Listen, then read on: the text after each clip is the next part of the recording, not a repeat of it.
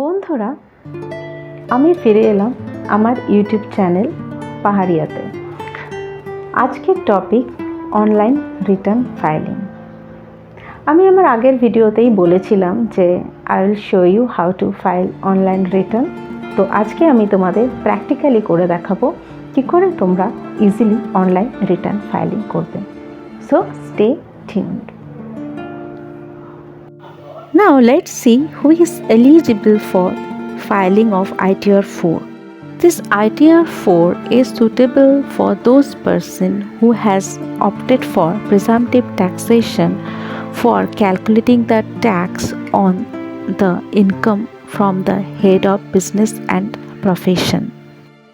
Any individual having proprietorship business or any HUF having any family business or any partnership firm except the limited liability partnership firm can opt for this presumptive taxation provided their total turnover should not exceed 2 crore, and any professional or freelancer can opt for this presumptive taxation provided their gross receipt should not exceed 50 lakhs.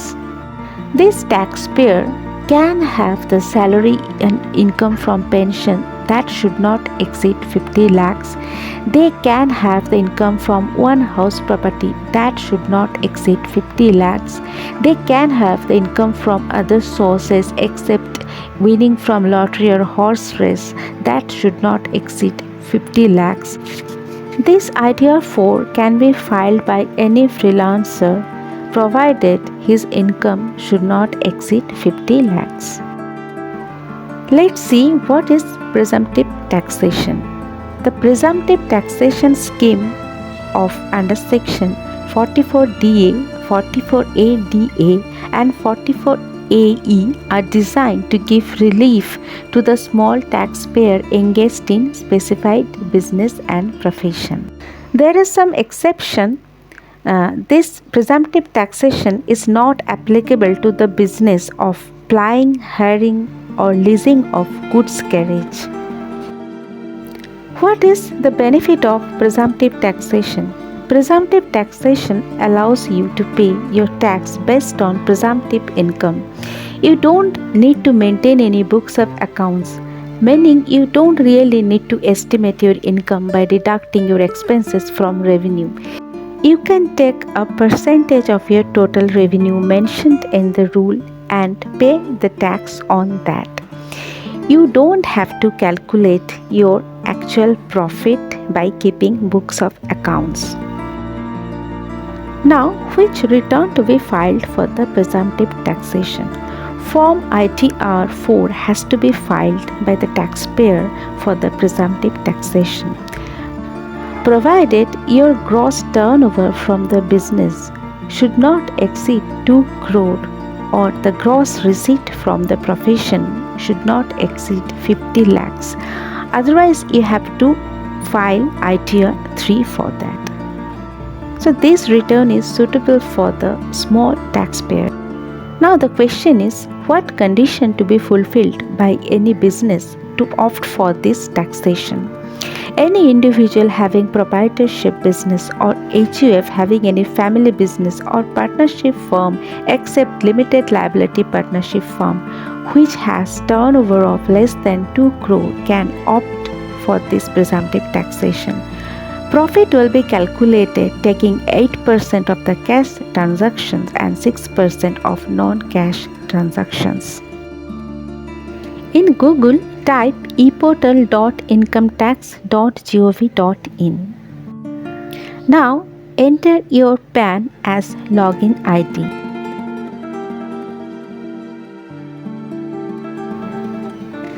Now clicking on the continue button, go to the next page and type your password. Click on the File Now button.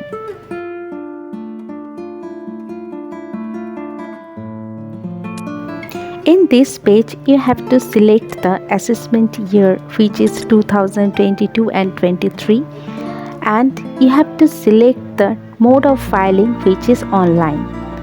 Now click on the Start New Filing button. Here you have to select the status applicable to you. Click on the Continue button and go to the next page. Now you have to choose the type of return. Here I am choosing ITR 4. If you are having problem in choosing the return, then click on the Proceed button on your left hand side. ITR 4 is suitable for those persons who are opting for presumptive taxation for the income from the business and profession. I have already discussed about presumptive taxation on the beginning of this video. Click on the Let's Get Started button and go to the next page. Now you have to furnish following disclosure regarding these below mentioned transactions. If you have made these transactions during the financial year, then you have to check on that particular point. And if you don't have any those reasons, then click on the Other. Now click on the Continue button and go to the next page. In this page, you have to fill up the personal information. Now a window will pop up saying that there will be some pre-filled data. Click on the OK button. Now click on the personal information. This page is already pre-filled by the data from your profile. Here in this page, you have to enter your status, whether you are individual, HUF or partnership firm, and you have to enter your name, your contact details, your Aadhaar number, your mobile number and other details. Here in filing section, activate the Filed Under section option, and now click on the 139(1).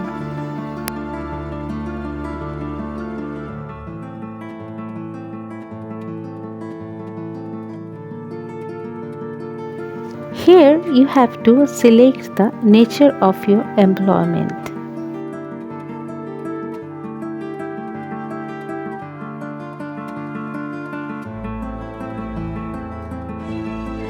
Here you have to disclose whether you are choosing the new tax regime or old tax regime.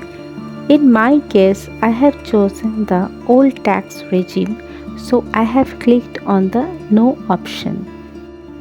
Now, if you have chosen the old tax regime, then click on the Not Opting option.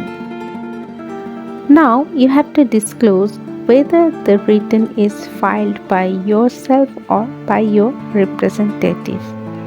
If it is filed by your representative, then you have to enter the detail of your representative.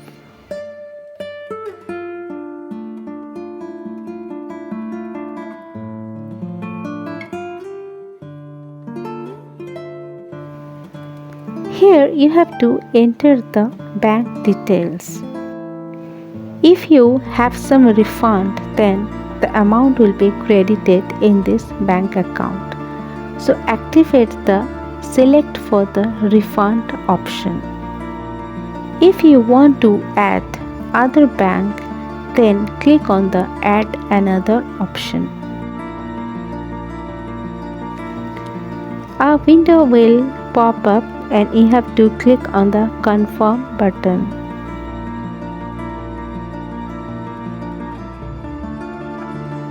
Now in this page, you have to enter the bank account number, IFSC code and other details of the bank that you have added.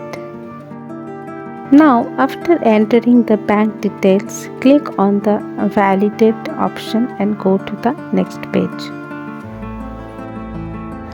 Now click on the Confirm button of the Personal Information page. Now you can see that personal information has been marked as confirmed. Now go to the next item, which is gross total income. Click on this point. Here you have to disclose about the exemption that you will be getting. Now see your Form 16 and enter the amount mentioned in the form. You can get exemption on the expenditure incurred on traveling or tour. You can also get the exemption from the transport allowances, which is given for traveling between office and your residence. You will get the exemption from the expenditure incurred on maintenance of your uniform. You will also get the exemption from your house rent allowances if the rent is paid by you. You are also eligible for the exemption from the city compensatory allowances, children education allowances and hostel allowances. And you are also eligible to get the exemption for leave travel allowances. Now click on the confirm button and go to the next page.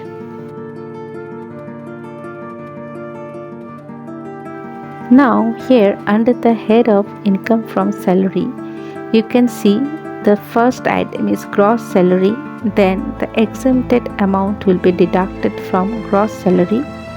After that, if there is any relief under section 89A, it will be deducted. After that, you will get the net salary. From there, you will get a standard deduction of 50,000 under section 16. Now you will get the income from the head of salary. Now come to the next item, which is income from house property. Now click on the add details to enter the detail of your property. If the property is self-occupied, then the annual value will be nil always. From there, you have to deduct the interest on borrowed capital. That means interest on the housing loan. In case of self-occupied house property, the maximum limit of the interest on borrowed capital or housing loan is 2 lakhs. Now, if you have any arrear or unrealized rent, you have to add that amount after deducting 30% of standard deduction. If the property is let out, first you have to consider the total rent. From the total rent, you have to deduct the municipal tax. Now you will get the annual value. From the annual value, you have to deduct 30% as standard deduction. After deducting the standard deduction of 30%, now you have to deduct the interest on borrowed capital or housing loan. Unlike the self-occupied property, there is no maximum limit of interest on borrowed capital. Now, if you have any unrealized or arrear rent, you have to add that amount after deducting 30% of standard deduction. So this is the income under the head of house property. Now go to the next item. The next item is income from business and profession. First, you have to add the name of your business and other details of the business. As I have already entered the details, so I will click on that particular business.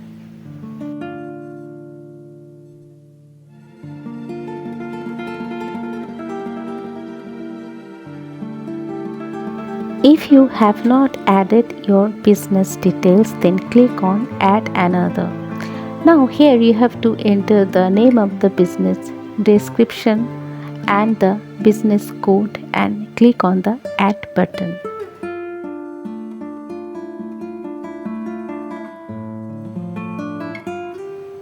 So as I have chosen the presumptive taxation for the income from the business and profession, The calculation will be done according to the rule of presumptive taxation. So watch it very carefully. First, you have to enter the gross turnover from the business. It should not be more than 2 crores for any business entity.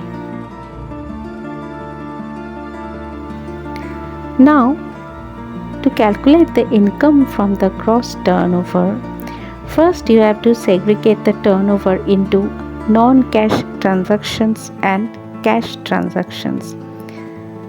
The income from non-cash transactions will be calculated at the rate of 6% and income from the cash transactions will be calculated at the rate of 8%. Now the total of A and B is your income from business and profession. So you can see that in case of presumptive taxation, you don't have to calculate the actual profit and loss or income expenditure from your business. You can calculate your tax on your actual gross turnover at the rate of 6% or 8% as the case may be. Now click on the Add button and go to the next page. Here you can see the summary of the income from business and profession. Now click on the next head, which is income from other sources. Click on the Add Detail button. Now in this page you have to furnish the following information. The first one is, do you have any interest income from your savings bank account? Do you have interest income from the deposit in bank, post office or cooperative society in India? Do you have received income as income tax refund in India? Do you have interest accrued on contribution to the provident fund? Do you have income from family pension? Do you have any other income? Do you have dividend income? So after furnishing the following information, click on the continue and go to the next page, or you can skip the question also. Now in next page you can see that the gross total income has been marked as confirmed. So go to the next item, which is disclosure and exempted income.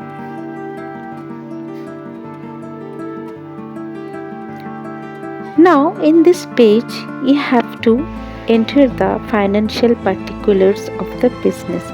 Click on the Add Detail button. In this page you have to enter the detail of your asset and liabilities. You can make a draft balance sheet and from there you can enter the amount. But remember one thing, the amount of total asset should be equal to the amount of total liability. Now click on the confirm button and go to the next page. Now you can see that disclosure and exempted income has been marked as confirmed. Then go to the next item, which is deduction. In deduction page you have to disclose the following information. If you are eligible for the following deduction, then click on the yes, otherwise click on the no. Now come to the first deduction, which is under section 80G.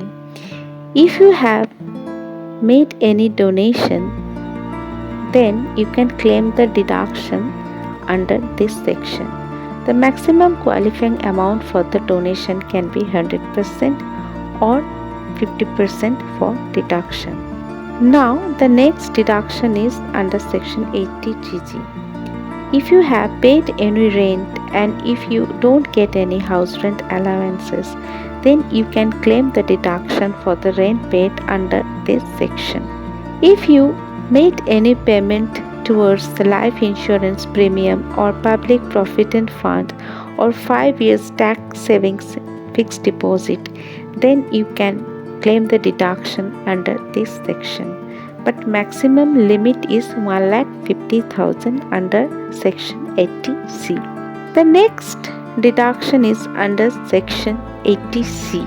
Now, if you have made any payment towards the pension scheme of central government, then you can claim the deduction under this section. The maximum limit is 50,000. Now, if you have made any payment towards mediclaim for yourself or for your parents, children and spouse, then you can claim the deduction under section 80D. For yourself, the maximum limit is 25,000, and for your parents, spouse and children, the maximum deduction can be 25,000. For senior citizen, the maximum limit is 50,000. If you have taken any loan for higher studies, you can claim the deduction for the interest paid under section 80E. There is no maximum limit for claiming the. Now there is another section for deduction, which is 80DTA. If you receive any interest income from your savings bank account, then you can claim the deduction under this section. The maximum limit is 10,000 deduction for the interest. Now, after furnishing the following details, click on the confirm button and go to the next page. Now here you can see that total deduction has been marked as confirmed. Now go to the next item, which is tax paid. In this page, you have to enter the detail of the tax deducted at source. The tax can be deducted from your salary, from income other than salary. So you have to furnish the following information in this page. To see the detail of tax deducted at source, you can view the Form 26AS. To see the form, click on the View Your Form 26AS. Now check the box and click on the Proceed button. Now click on the View Tax Credit. Now select the assessment year, which is 2022 and 23, and view as HTML. You can download the Form 26S by clicking on the download button. In this page, you can get the detail of the tax deducted at source. If any tax has been deducted from your interest, then that will also be displayed here. Your gross turnover as per GSTR 1 will also be shown in this page. Now, here you have to enter the details of TDS with the help of Form 26AS. Now, you can get the total tax paid. Now click on the confirm button and go to the next page. One thing you should remember that the total turnover as per GST return, if you are filing GST return, should tally with the total turnover as per income tax. Now click on the total tax liability. Here you will get the total tax payable. Then if you have any rebate under section 87A, you have to deduct it. Now you will get the tax payable after rebate. Now add health and educational cess at the rate of 4% on the tax payable. Now you will get the total tax and the cess. Now, if you have any relief under section 89, you have to deduct this. Then you can get the tax after relief. In case of belated return, you have to add the interest. But in this case, as it is submitted on or before due date, there will be no interest. Now click on the confirm button. Now click on the proceed.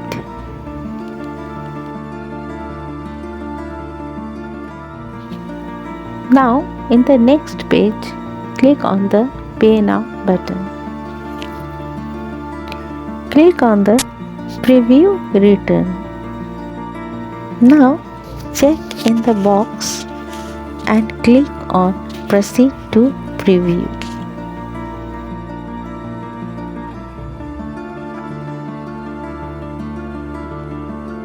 Here is the ITR 4. You can download the return from here.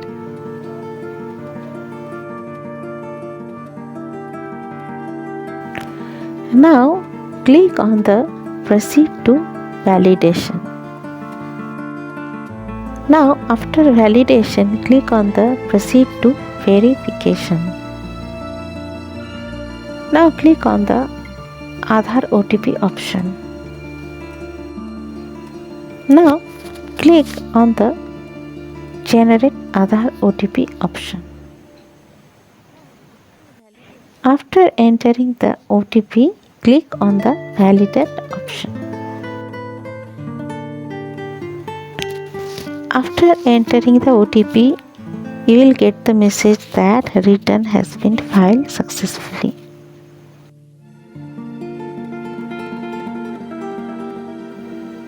You can see the recent filed return from here.